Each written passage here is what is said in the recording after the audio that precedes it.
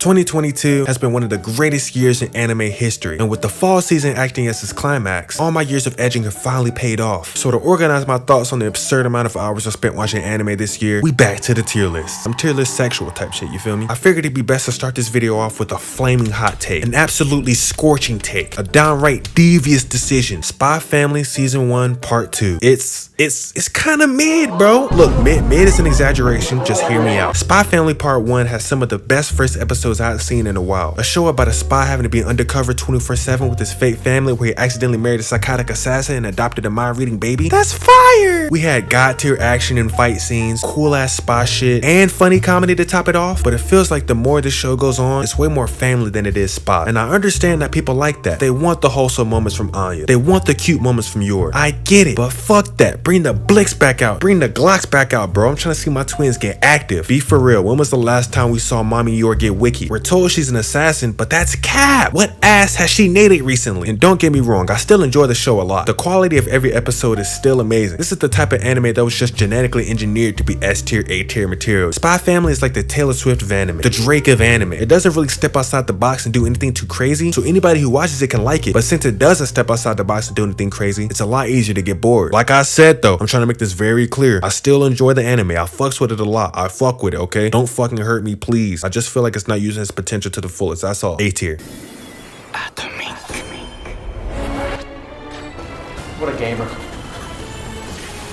What a god of a gamer, seriously. The Eminence in Shadow. This is easily one of my favorite shows this season, if not this year. I'm just as bored of the isekai genre as everyone else, but every few seasons when we get a banger one, it's like I'm transported back in time to when I first watched SAO. What makes The Eminence in Shadow so great is that it perfectly balances the line between goofy as fuck and hardcore dark fantasy. The story starts off with our main character trying to be Batman in the real world. He puts on the mask every night and starts beating the fuck out of civilians, but he wants more power. And it drives him insane to the point that he jumps into Truck-kun, silly ass guy. And once he's in this new fantasy world, he's still committed to the bit. He's the classic isekai protagonist. Overpowered as fuck, harem of baddies, all that. But he pretends to be a normal nigga every day and only gets active at night under disguise because this dude still thinks he's Batman. But what's even funnier is that he's not nearly smart enough to hold this idea. Bro is the very definition of fake it till you make it. His harem will pull up on him talking about a mission and my mans will just be like, oh shit, I didn't even know that was happening. Oh yeah, hell yeah, let's do that. I was planning on doing that anyway. My mans is just freestyling life, living every isekai fan's wet dream. I might make a vid on this anime later, so I'll shut up for now, but this is an easy S tier. I love this show. Damn, Eminence in Shadow over Spy Family. Anime Twitter is not gonna like this one. Akiba Maid War is an anime about a girl moving away from her hometown to follow her dreams of being a maid in Akihabara. She's having a hard time getting acclimated to her duties at first, but where shit really hits the fan is when she realizes that in this timeline, Akihabara is O-Block. Turns out Shawty just spawned in halfway through a game of search and destroy. Niggas getting shot over here, niggas getting shot over there, niggas getting shot during dance montages. And our main girl Nagami knows immediately, nah, I am not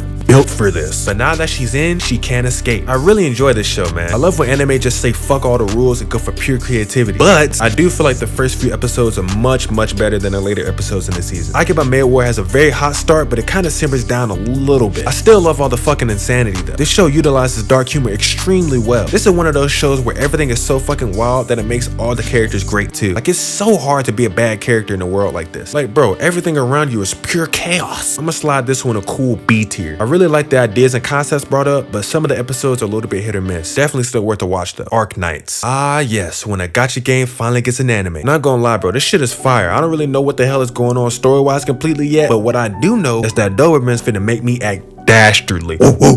Oh man, my digital footprint is cooked. Visually, this is without a doubt one of the top shows this season. I like that it's giving us realistic war style action and let us be a little bit confused at first instead of trying to exposition dump right out the gate. I also like the cinematic aspect ratio that every episode has, and overall it really has me excited for the video game anime adaptations in the future. It's good to know that even if a gacha game ruins my life and sucks my bank account dry, at least we'll get a sick ass anime out of it. I also think the action scenes could be choreographed a bit better. I know I'm not a fucking animator, I don't know what the hell I'm talking about, but like, it seems they're going for more of a realistic approach on the action and like have the magic elements mixed in, but a lot of the fight scenes really aren't that compelling in my opinion. Arknights makes up for this with its amazing world and setting. The vibe of all the backgrounds really sink in the fact that yeah, this world is fucked, and I like that. I support that a lot. This is going to be an A tier for me, no problemo. If the action went a bit harder, I would consider S, but that's not the world we're living in.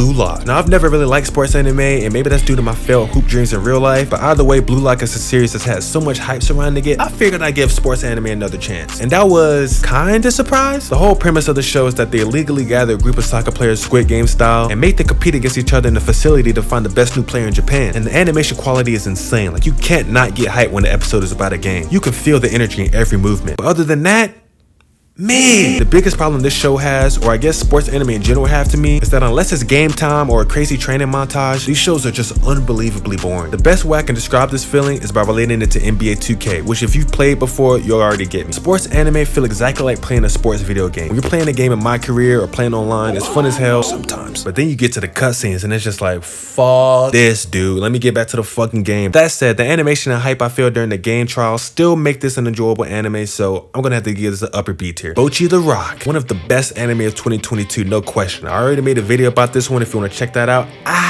But long story short, it follows the life of an introverted guitar player on her path to forming a band. It may sound simple, but this is one of the most expressive, lively anime I've seen in a long time. You can feel just how much everyone involved in production loved the source material because they've amplified every moment from the manga tenfold. The comedy always hits, the dramatic moments strike you right in the feels, and the music is always fire as fuck. Super duper easy S tier. Speaking of super duper easy S tiers, Chainsaw Man. Chainsaw Man is the world's next big shonen, following a homeless kid getting superpowers from his dog and then getting bullied by women for the rest of his life. The manga was already one of my favorite stories of all time, but the anime managed to somehow make almost everything better. The OST is fucking incredible. Didn't think I'd hear breakcore in an anime for a while, but if any anime needs background music this intense, it's Chainsaw Man. I don't know how MAPPA continues to put out fire animation every episode despite not eating or seeing their families for months, but goddamn, boy, them fights be god. Them niggas be scrapping in that bitch, boy, don't they? Goddamn. The fights in the anime exceeded my expectations by a long shot. Every battle is visceral and intense, and I love how the anime has captured the energy of every character and the world. These characters are fucking demented, and it's shown off anytime they get the chance. The camera angles and movements are also cinematic as well, that it feels almost movie quality on certain runs. Chainsaw Man is known for its crackhead pace, and I feel like the anime has been at a perfect speed to stick to that ideology while also slowing down enough to flesh out the characters slightly more than the manga did. S tier, the best anime of the season. Yes, I'm saying that because I'm a Chainsaw Man dick writer. Honestly, I might just go fucking goated tier, all-timer tier. I know it's kind of cheating, but fuck it, get off my dick. Do it yourself is literally the complete opposite of Chainsaw Man. It's another iteration of cute girls doing cute things, but it's going about it in the best way possible. This show reminds me of Laid Back Camp a whole lot, mostly because there's a slice of life that follows our characters doing one specific activity. Do It Yourself is an anime about a clumsy airheaded girl named Yua Selfu. Get it? Because do it yourself, Yua Selfu. Yep.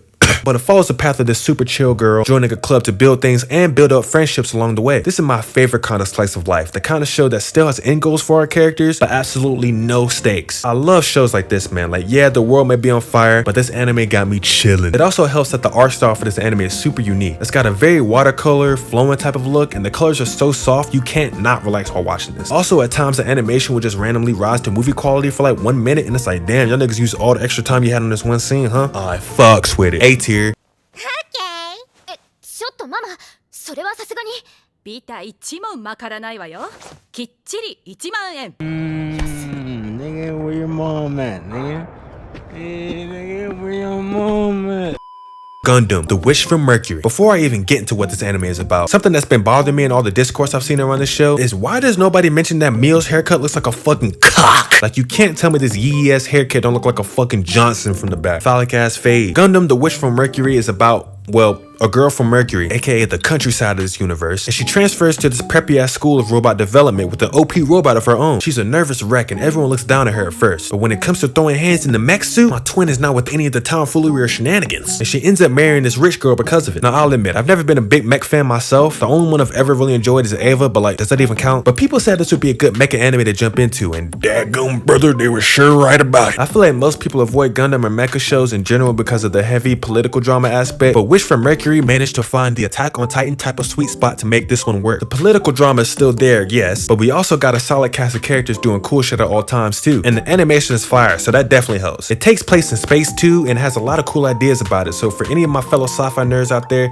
that's another reason to give this one a try. I'ma slide this baby a nice A tier, man. I fucks with it. Mob Psycho Season 3. Fuck yeah. Get ready. We're just sucking off Mob. Hell yeah, bro. I fucking love Mob Psycho, bro. And Season 3 has been just as elite as the previous season. The progression of all the characters characters season by season is all built up to this, and Studio Bones did not disappoint. I know that Mob for sure gets a lot of respect in the anime community, but I feel like it's not nearly as much as it deserves. Like, Mob should be up there with the fucking Chainsaw Mans and JJKs in conversation, you know what I'm saying? Like, Mob is really that good. I was sleeping on Mob for a while due to the art style too, I'll admit it, but once you realize that this simple art style allows them to go fucking stupid during the fights, you'll come around. And the story is always fantastic. A boy with godlike powers trying to live his life without being dependent on his powers? Fire concept. And every beat just gets better and better as the story goes on. And season 3 has got us to the point where it's time to get in our feels. S tier. More than a married couple, but not lovers. AKA NTR, the anime. The premise of this show is that this school is pairing up students to live together in the dorm and pretend to be a married couple. That's gotta be illegal. And students are then tested and graded on how well they act as a couple. So when our main characters get paired up together instead of with their crushes, let's just say things get a little bit wacky. I love the color palette of this anime. It's all super saturated, and this really reflects the intense nature of the drama here. Although the concept of pairing students together and making them pretend to be married is interesting, a lot of characters seem like generic backwash of characters we've all seen before. But they do in fact come into their own, and this turns into a pretty solid romantic drama. There's always a sense of tension because it feels like everyone's getting cheated on at the same time. But the way characters shimmy and weave out of these situations has been pretty entertaining so far. This show is also horny as fuck, so I don't know if that adds points or takes them away, but hey, I'm gonna go high B tier, bottom A tier.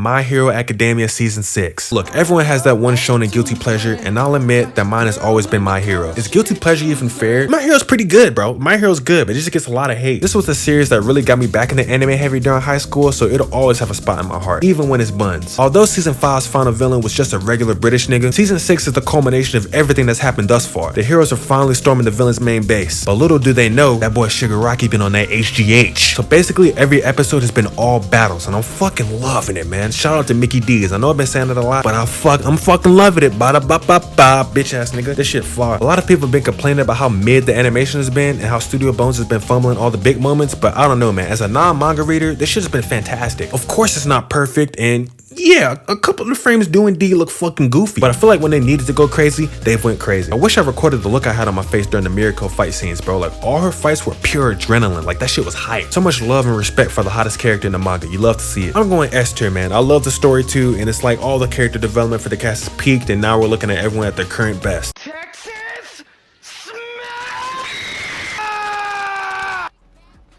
Reincarnated as a Sword is an anime about a guy who died and was reincarnated as a sword. This is your standard run-of-the-mill isekai fantasy in every way, from goblins to adventurers guilds to slavery. The only difference is that, well, the main characters are swords, so of course he needs someone to wield them, and it just so happens to be this young ass generic NPC looking girl, Fran. I will admit she does have some great expressions though. Where it truly saves this anime is that the animation is actually way better than I was expecting it to be. In the moments where it really needs to go off, it doesn't disappoint. Story wise though, it's very super kind of Mitsuki's. Every character is literally dumb as hell, bro. Like actually just like actual 5th grade reading comprehension, bro. These niggas are fucking slow. In episode 5, Fran is fighting this demon who has a skill called Skill Taker, okay? And they dead ass can't figure out what the skill is until he cast it. They're like, I wonder what that skill does. Bitch, I gotta guess. I got quite the hypothesis over here, goofball. But them fights though, I'll allow it. You know what I'm saying? I'll allow this one a grace B tier. You know, if the animation was a little bit worse, I go C tier. I might go C tier actually. Super generic, but still a decent time, you know? Romantic Killer is an anime about a neat gamer girl who is so locked into her interests that love is not even on her radar. But magical wizards have teamed up with Japan in hopes of raising the declining birth rate. So the wizard takes away all this girl's games, sweets, and pets, and continuously puts her in situations to fall in love. It's a rom-com that focuses more on the calm, so I respect how invested they are to try to make a joke land. Whether that be continuity breaking animation or over-the-top expressions, you can feel the effort put into the comedy. It's got a pretty solid cast of characters, but the main heroine, Anzu, stands out as the best hands down. She's presented at first as a gamer nerd, but her and the rest of the cast become very multi-dimensional characters by the final episode. Like honestly to a surprising amount. Like one episode goes into how Anzu helped her friend out when rumors were spread from a guy that tried to essay her. And even with one of Anzu's love interests, it plays into the hot guy trope to make you think of him one way, but it turns out he's so cold towards girls because he had a grown-ass woman stalking him all throughout middle school. It gets really deep actually, and I respect the lengths it goes to flesh these characters out. However, the ending kind of felt all over the place and wacky, but it was decent enough and leaves room for a season 2. That being said, the highest I can go is B tier because some of the comedy doesn't really hit for me and some of the episodes were really slow, but still a cool rom-com anime to binge type shit. Shinobi no Itoki, this show was fucking garbage. garbage, bro. Like pure ass, just dick and balls and butt and ass. This show is booty. I live by the 3-episode rule, so I gave this shit a chance, but Christ alive, this anime is buns. When you think of a generic anime main character, you most likely think of somebody like this guy, but a lot of anime and manga would give that a twist to switch it up. But Shinobi no Itoki was just like, nah, this is it. This is the guy. This nigga was crying and complaining the whole time. And while that's realistic for finding out that you're being hunted by ninjas and have to become one too, I don't care. Don't care. I'm trying to see nigga get folded, but more like Shinobi, no, I'm not watching this shit anymore. Urusei Yatsura. Oh, brother. Okay, so this anime is a remake of an anime that came out in 1981, and basically it's about this dickhead named Atsuru who loves women and cannot stay faithful. He'll jump to any girl he finds more attractive than his last. But out of nowhere, aliens invade, and they challenge Earth to a game. Atsuru gets chosen somehow, yada yada yada, then boom, he ends up having an arranged marriage to the alien leader's daughter, Lum. But the reason this series is so important is because Lum is quite literally the first waifu, the quintessential waifu, the true OG. This was the first time my author was like, wait, if I just make the main girl hot, she can be the mascot and the series will sell itself. Whoa, what the fuck? No, you're different. You're different, nigga. But, like I said, this is a show from 1981. That's 41 fucking years ago. Sometimes things just don't age well. And I've never seen the OG anime, so I'm not sure if they changed anything or not. But god damn! Boy, this shit is ass water, boy. The trope for the whole show is Atsuru doesn't like Lum. He cheats on her, she gets mad, she beats his ass, rinse and repeat. And you know what? I can understand why the show was popular back in the day. Domestic violence was considered pretty cool back then. But for today's standards, none of the comedy hits. The art style is amazing though. And the way that they modernized the look of the show while maintaining the important aspects that make it so 80s, quote unquote, is dope as fuck. I fuck with that. But sadly, that's not enough to make me sit through any more episodes of this. D tier. Yeah, so as you can see, I've spent way too many hours of my life watching anime, but hey man, it is what it is. 2023 is right around the corner, and you know, will it be as good as 2022? Who knows, man? Who knows, brother? But after an amazing year like this, I'm definitely excited to see what else the industry can come up with. But yeah, this video is already way too fucking long, so I'm not even gonna try to do an outro. Follow me on Twitter and TikTok. New vids on the way. Thanks for all the love. I'll fuck with y'all heavily. Have a blessed day, and deuces.